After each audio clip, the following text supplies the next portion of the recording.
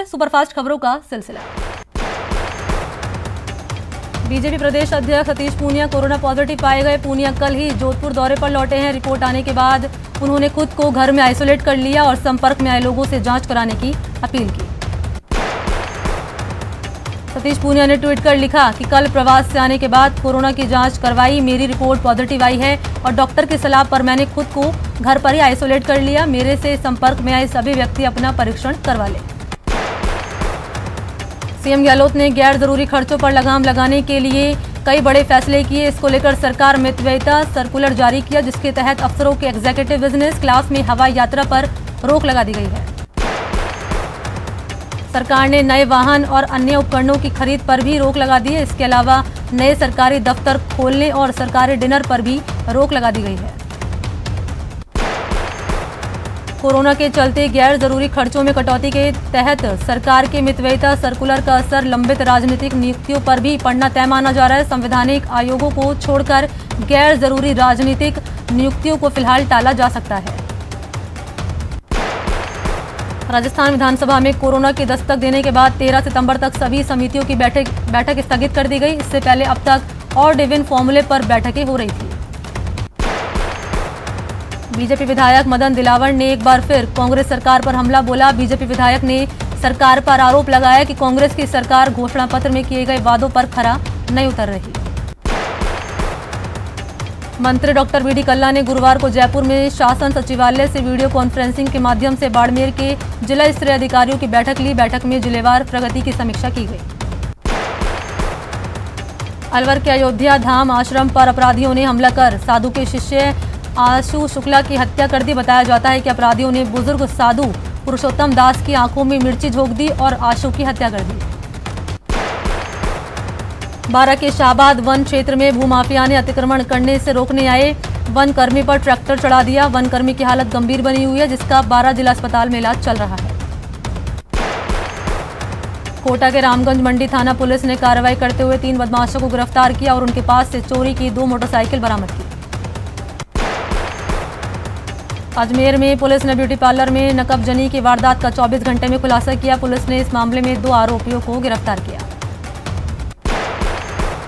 भरतपुर जिले में अपराध घटने का नाम नहीं ले रहा। गुरुवार रात डीग इलाके में 4 अज्ञात लुटेरों ने कट्टे के दम पर लूट की वारदात को अंजाम दिया। पीड़ित विष्णु गुप्ता ने बताया कि वो घर पर सो रहा था, तभी दीवार फांदकर अज्ञात लुटेरे घर में घुसे और कट्टे के दम पर 80,000 रुपये, 1 लैपटॉप और 2 मोबाइल लूटकर फरार हो गए।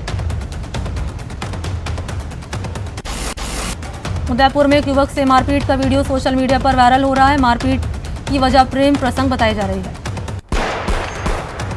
दौसा में एक्सिस बैंक के बाहर खड़ी बाइक की डिक्की तोड़कर बदमाशों ने 6 लाख रुपए पार कर लिए। पुलिस मामले की जांच कर रही है।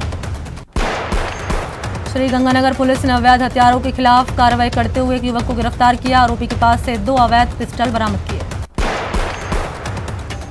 सीकर के बलारा थाना इलाके में कुएं में युवती का शव मिलने से सनसनी फैल गई। युवक कुछ दिन से घर से लापता था। सिरोही में पुलिस ने चेकिंग के दौरान 4 लोगों को हथियार के साथ गिरफ्तार किया। चारों आरोपी यूपी के रहने वाले हैं। श्रीगंगानगर में सूरतगढ़ पुलिस ने अवैध हथियारों के खिलाफ कार्रवाई करते हुए एक युवक को पकड़ लिया। युवक के पास से अवैध पिस्टल और कारतूस बरामद हुए। में बैंक ऑफ बड़ौदा के एटीएम में आग लग गई। आग की वजह से एटीएम में लगे 2 एसी जल गए। बैंक के एटीएम में शॉर्ट सर्किट के चलते आग लगने से लाखों रुपए का नुकसान हो गया। आग की सूचना लगते ही दमकल की गाड़ियों ने मौके पर पहुंचकर आग पर काबू पाया। कोटा के डकनिया स्टेशन पर पटरी पार करते हुए एक युवक ट्रेन की चपेट में आ गया, जिससे युवक की मौके पर ही मौत हो गई। हादसे के बाद पूरे इलाके में सनसनी फैल गई। उदयपुर के सवीना इलाके में पुलिस की नाकाबंदी देखकर भाग रहे बाइक सवार युवक की ट्रक से कुचलकर मौत हो गई। हादसे के बाद नाराज लोगों ने पुलिस की कार्रवाई का विरोध किया।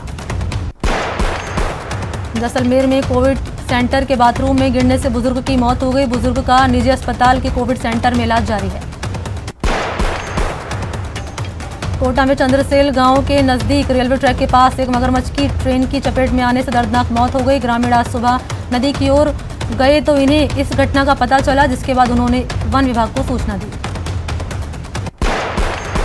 एलडीसी भर्ती परीक्षा 2018 को लेकर सीएम गहलोत ने गुरुवार को बैठक की, जिसमें सीएम ने विज्ञापित से खाली पदों पर जल्द भर्ती करने के निर्देश दिए।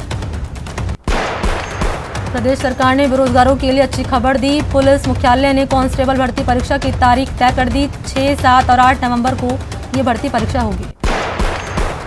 NWR के तहत नीट और JEE की परीक्षाओं को देखते हुए स्पेशल ट्रेन शुरू की गई है। ये रेलें NWR के मंडल के तहत चलेगी और छात्रों को जयपुर, बीकानेर और उदयपुर के बीच यात्रा सुविधा प्रदान करेगी। राज्य में कोरोना महामारी के चलते उच्च शिक्षा की स्थगित की हुई बकाया परीक्षाएं इसी महीने के तीसरे हफ्ते में आयोजित होगी। इसे लेकर राज्य सरकार ने आदेश जारी किए हैं। देश में कोरोना की रफ्तार बेकाबू होती जा रही है। पिछले 24 घंटे में देश भर में कोरोना ने नया रिकॉर्ड बनाया और 84,156 नए केस सामने आए। कोरोना से पिछले 24 घंटे में 1083 लोगों की मौत हो गई। इस तरह इस बीमारी से अब तक 68,569 लोगों की जान जा चुकी है। कोरोना संक्रमितों की संख्या के हिसाब से भारत दुनिया का तीसरा सबसे प्रभावित देश है, लेकिन कोरोना मामले बढ़ने की रफ्तार सबसे ज्यादा भारत में है। देश भर में 2 सितंबर तक कोरोना वायरस के कुल 4 करोड़ 55 लाख सैंपल टेस्ट किए जा चुके हैं, जिनमें से 11 लाख सैंपल की टेस्टिंग अब तक की गई है। राजस्थान में कोरोना का आंकड़ा तेजी से बढ़ रहा है। प्रदेश में आज 738 नए केस सामने आए, जिसके बाद कोरोना मरीज का आंकड़ा 86,965 पर पहुंच गया। प्रदेश में कोरोना से और 7 लोगों की मौत हुई, जिसके बाद मौत का आंकड़ा बढ़कर 1,102 पर पहुंच गया। इलाज के बाद प्रदेश में 70,189 लोग डिस्चार्ज हुए। फिलहाल प्रदेश में 14,614 एक्टिव केस हैं।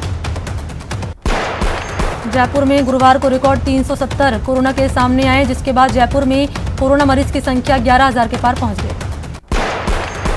गहलोत सरकार ने कोरोना इलाज की दरें तय कर दी हैं। अस्पताल में मॉडरेट श्रेणी के मरीज से 7 दिन अस्पताल में भर्ती रहने के 5,500 रुपये, 10 दिन भर्ती रहने पर सीवियर श्रेणी के मरीज से 8,250 रुपये और 10 दिन भर्ती रहने पर वेरी सीवियर श्रेणी के मरीज से 9,500 रुपये शुल्क तय किया गया है।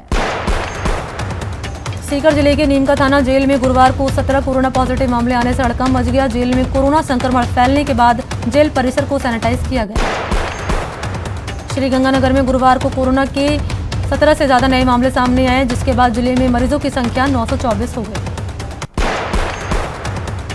कोटा में गुरुवार को कोरोना के 160 नए केस सामने आए, जिसके बाद मरीजों की संख्या 7,000 के करीब पहुंच गई। कोटा के RK पुरम थाना में गुरुवार को 6 पुलिसकर्मियों के कोरोना पॉजिटिव आने के बाद हड़कंप मच गया। पुलिस के पॉजिटिव आने के बाद थाना परिसर को सैनिटाइज करवाया जाएगा। कोटा में 2 युवाओं ने प्लाज्मा डोनेशन कर मानवीय मिसाल कायम की। कोटा में अब तक 82 लोग प्लाज्मा डोनेट कर चुके हैं।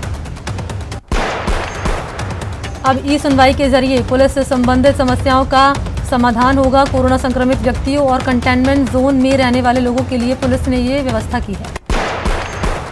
अजमेर के पुष्कर का ब्रह्मा मंदिर 7 सितंबर से खोला जाएगा। इस दौरान अनलॉक 4 की गाइडलाइन का पूरी तरह से पालन किया जाएगा। 7 सितंबर से बीकानेर में धार्मिक स्थल खोल दिए जाएंगे। इसको लेकर कलेक्टर नमित मेहता ने धर्म गुरुओं के साथ बैठक की, जिसमें कोरोना गाइडलाइन के साथ धार्मिक स्थलों को खोलने पर सहमति लगी। सीकर में जिला प्रशासन ने धार्मिक स्थल खोलने को लेकर पुजारी, मौलवियों और धार्मिक गुरुओं के साथ बैठक की। बैठक में तय किया गया कि 7 सितंबर से खुलने वाले सभी धार्मिक स्थलों पर सभी व्यवस्थाएं पूरी हो। भरतपुर में शनिवार और रविवार का लॉकडाउन खत्म हो गया और अब हफ्ते के 7 दिन बाजार खुलेंगे, साथ ही औद्योगिक गतिविधियां भी जारी रहेंगी। कोटा में मौसमी बीमारियों की रोकथाम को लेकर चिकित्सा विभाग की टीमों ने करीब 10,000 घरों का सर्वे किया। इस दौरान लार्वा मिलने पर मकान मालिकों को नोटिस दिया गया। जोधपुर में मिशन जीवन रक्षा के तहत गुरुवार को 3 व्यक्तियों ने प्लाज्मा डोनेट किया। लाइन ऑफ एक्चुअल कंट्रोल पर तनाव बढ़ता जा रहा है। भारतीय सेना के प्रमुख जनरल MM नरवणे का कहना है कि स्थिति बेहतर, बहुत ही नाजुक और गंभीर है। सेनाध्यक्ष ने कहा कि हमने जो कदम उठाए हैं वो ऐतिहासिक है। हमने अपनी सुरक्षा के लिए सभी रणनीतिक कदम उठाए हैं। पिछले 3 महीनों से स्थिति तनावपूर्ण है। लद्दाख में भारत और चीन के बीच तनाव बना हुआ है। पैंगोंग के दक्षिणी इलाके में दोनों सेनाएं आमने सामने हैं। फिंगर 4 की पहाड़ियों पर चीनी सैनिकों की मौजूदगी है। भारत चीन तनाव के बीच चीन के भारत के रक्षा मंत्री राजनाथ सिंह से मिलने की इच्छा जाहिर की। सीमा पर दोनों देशों की सेनाओं के बीच जारी तनाव के मद्देनजर इस घटनाक्रम को बेहद अहम माना जा रहा है। मॉस्को में राजनाथ ने रूसी रक्षा मंत्री के साथ बैठक में रक्षा एवं रणनीतिक सहयोग गहरा करने पर चर्चा हुई। भारत और रूस के बीच AK-47 राइफल्स को लेकर डील पक्की हो गई। अब इस राइफल को भारत में भी बड़े पैमाने पर तैयार किया जा सकेगा। सुशांत केस में अब तक का सबसे बड़ा एक्शन करते हुए एनसीबी की टीम ने सुशांत के मैनेजर रहे सैमुअल मिरांडा को हिरासत में ले लिया। एनसीबी की टीम ने आज सुबह मिरांडा के घर छापेमारी की। एनसीबी की टीम ने रिया चक्रवर्ती के घर पर भी 4 घंटे तलाशी ली। बताया जाता है कि टीम ने सुबह 6:30 बजे ही रिया के घर पर छापा मारा। एनसीबी की टीम ने रिया और सैमुअल के घरों पर मोबाइल, हार्ड डिस्क और लैपटॉप की जांच की। रिया की कार की तलाशी भी ली गई। एनसीबी ने ड्रग्स के मामले में जैद, विलात्रा, अब्दुल बासित परिहार समेत अब तक 5 लोगों को गिरफ्तार किया है। ऐसा बताया जा रहा है कि इन्होंने रिया, उनके भाई शोविक और मिरांडा से कनेक्शन की बात कबूली है। सुशांत सिंह केस में रिया चक्रवर्ती के भाई शोविक को एनसीबी ने समन जारी किया है। एनसीबी ने बताया कि शोविक और सैमुअल को जांच में शामिल होने के लिए समन भेजा गया है। रिया और उनके भाई शोविक की ड्रग्स के व्यापार से जुड़े कुछ चैट और उनके पिता के लिए बेटे द्वारा ड्रग्स खरीदने की बात भी सामने आई है। शोविक की 10 अक्टूबर 2019 की कुछ चैट में दोस्त से ड्रग्स को लेकर बातचीत है। सुशांत सिंह राजपूत मौत मामले में सीबीआई की जांच जारी है। इस बीच एजेंसी ने बयान जारी कर कहा कि वो बिल्कुल पेशेवर तरीके से मामले को देख रही है। सीबीआई ने कहा कि जांच से संबंधित मीडिया रिपोर्ट तथ्यों पर आधारित नहीं है। हमारी पॉलिसी के तहत सीबीआई जांच की डिटेल साझा नहीं करती। सीबीआई ने गुरुवार को रिया चक्रवर्ती के पिता इंद्रजीत चक्रवर्ती के बयान दर्ज किए। डीआरडीओ गेस्ट हाउस में रिया के पिता से सीबीआई ने 5 घंटे से ज्यादा समय तक पूछताछ की।